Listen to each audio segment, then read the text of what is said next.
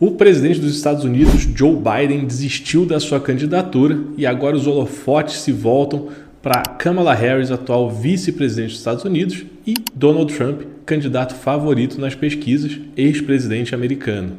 E o que significa para os seus investimentos? Democratas ou republicanos? Quem é que costuma ser melhor para o mercado, para os investimentos? Esse é o assunto do nosso Ligando os Pontos hoje. Sejam muito bem-vindas, muito bem-vindos.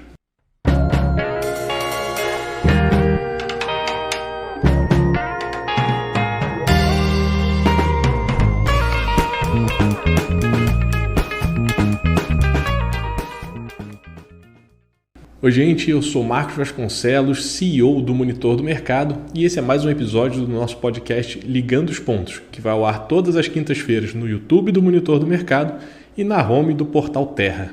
E o nosso assunto hoje é o impacto das eleições nos Estados Unidos, a maior economia global, nos seus investimentos.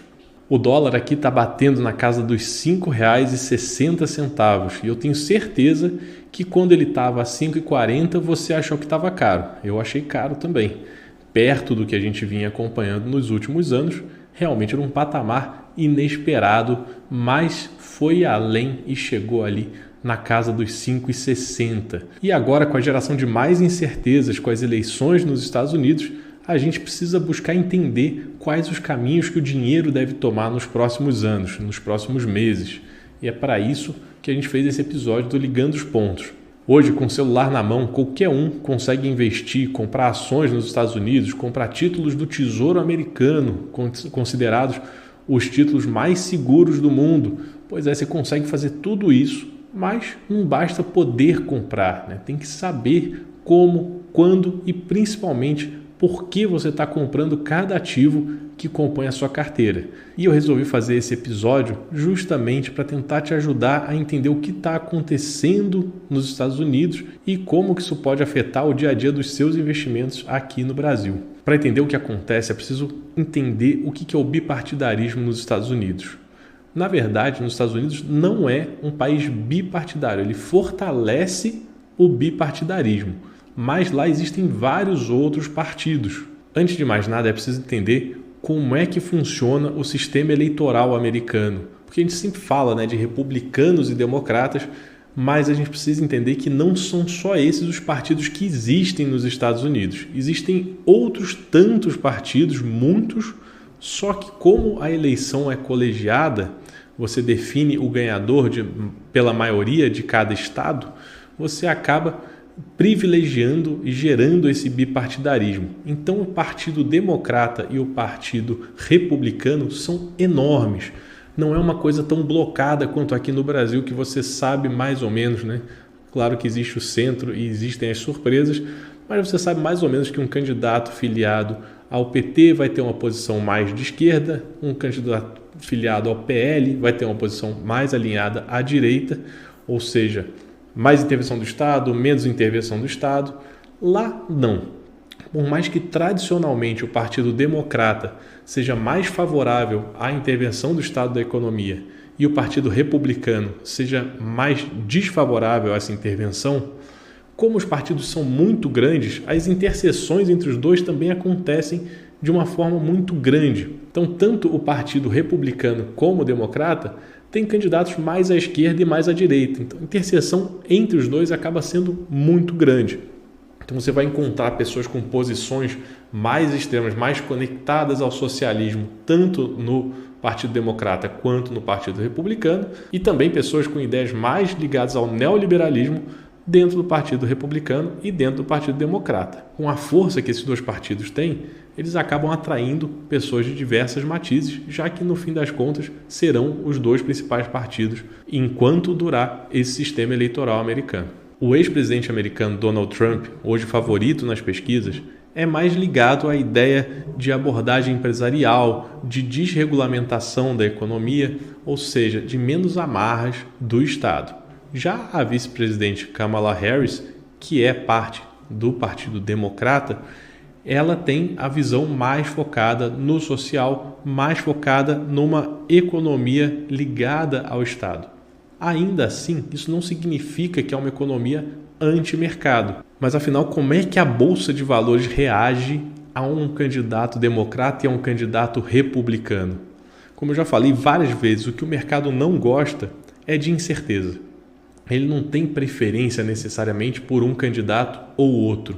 Aqui no Brasil, por exemplo, é tradicional que 6 meses antes da eleição a bolsa caia e 6 meses depois da eleição a bolsa suba. Aconteceu na última eleição, aconteceu na penúltima e normalmente é assim. Porque o mercado enxerga incertezas em relação ao resultado, então diminui as apostas. Quando encontra ali qual vai ser o caminho a ser tomado pela economia, aumenta as apostas de novo numa direção ou na outra. Mas de qualquer forma, a bolsa costuma reagir bem ao pós-eleição e reagir mal ao pré-eleição. E aí eu levantei aqui como é que foram os democratas e como é que foram os republicanos em relação à bolsa, ao S&P 500, o S&P 500, que é o principal indicador do mercado norte-americano. E esse levantamento feito pelo site The Motley Fool, que é um site bem conhecido do mercado financeiro, ele aponta que desde 1957, quando era o presidente Eisenhower e o S&P 500 foi criado, os democratas tiveram uma média de retorno anual de 11,4%, enquanto os presidentes republicanos, normalmente tidos como mais ligados ao mercado, tiveram uma média de retorno anual de 7%. E você pode ver no gráfico que foi bem divididinho ali, desde 57, ou seja, o mercado não reage muito melhor a republicanos tidos como mais liberais do que a democratas. Na verdade, é bem o contrário, se a gente pegar a média anual de cada presidente.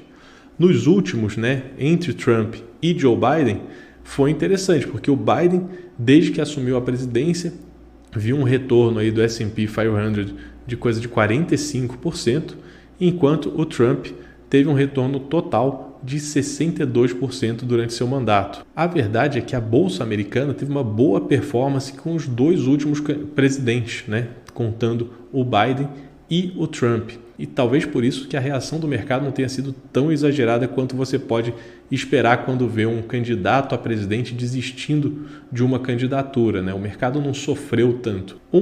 Porque o Trump continuou como favorito nas pesquisas.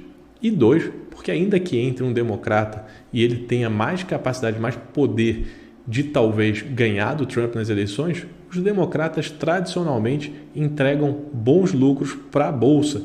A bolsa costuma reagir bem, porque são muitas outras variáveis. O poder do presidente dos Estados Unidos em relação ao mercado americano é muito menor do que aqui no Brasil, onde o mercado é menor e a interferência do Estado na economia acaba sendo mais sentida.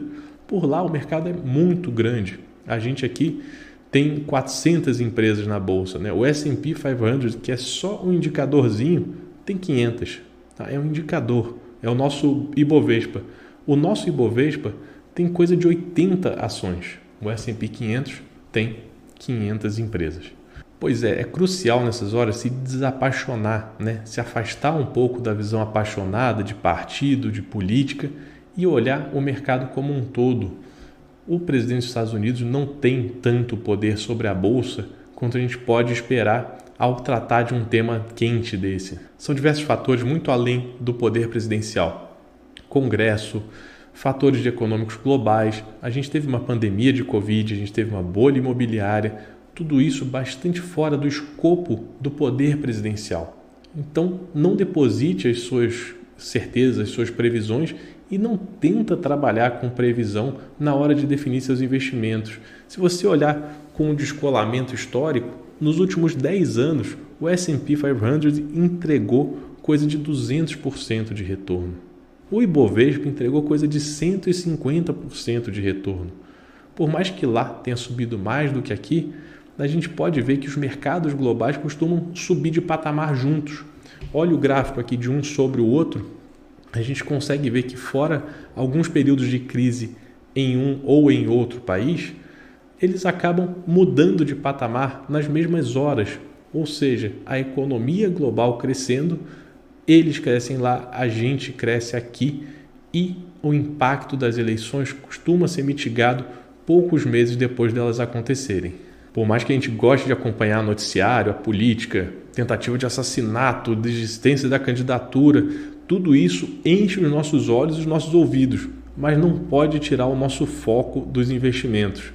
Precisa ser desapaixonado na hora de pensar no seu dinheiro. Em 10 anos de prazo, como a gente viu, o S&P 500 já triplicou os investimentos de quem investiu. O Ibovespa já subiu quase isso, 150%. Então, o que acaba te machucando mais nos investimentos é tentar adivinhar o futuro e não criar uma carteira que seja global, diversificada, que consiga aproveitar as grandes ondas e não tentar achar a bola da vez, a sacada da vez, a grande jogada que vai te deixar milionário da noite para o dia. A história mostra, né, que independente do candidato que é eleito, os investidores costumam ser recompensados no longo prazo. Então, ao considerar seus investimentos, tenta ignorar as paixões, tenta ignorar a lógica de que é esse ou aquele, que é A ou B e que essa é a única boa opção e aquela é uma péssima opção para o seu dinheiro. A política pode causar volatilidade no curto prazo, mas os fundamentos econômicos e empresariais tendem a permanecer no longo prazo. Se você gostou desse conteúdo, não esquece de se inscrever aqui no canal, de curtir o vídeo, de compartilhar, que é assim que a gente chega a mais gente e pode trazer um pouco da discussão econômica para o nosso dia a dia. A gente espera vocês no próximo episódio do Ligando os Pontos e no site do Monitor do Mercado.